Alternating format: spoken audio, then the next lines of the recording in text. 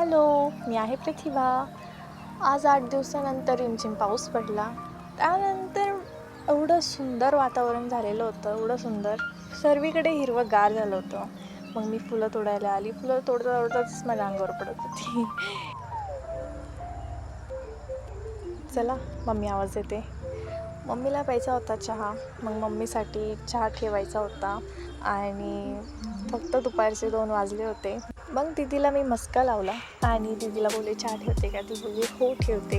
कारण मी तिला मस्का लावलेला होता ना, पण तरीही आमच्या घरामध्ये तिच्या हातचा चहा म्हणजे वाह.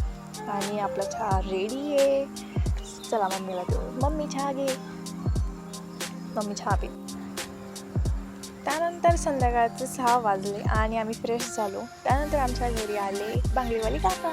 मग बांगडीवाले काका बांगड्या दाखवत होते आणि मम्मी बघत होते की कोणती बांगडी चांगली आहे, कोणती घेऊ असं. मग बघत होती मम्मी, पण मम्मीला हिरव्या कलरमध्येच लागत होतं, लाईटमध्ये. मग म्हटलं चला तोपर्यंत काकांना चहा ठेवू. किती सुंदर बांगड्या आहेत. फायनली बांगड्या भरायला सुरुवात झाली, पण ही बांगडी येतच नव्हती. मग मम्मी बोलली दुसरी ट्राय करा. मग दुसरी ट्राय केली तर ही जात होती हातात. आणि मग नंतर काका घरी गेले.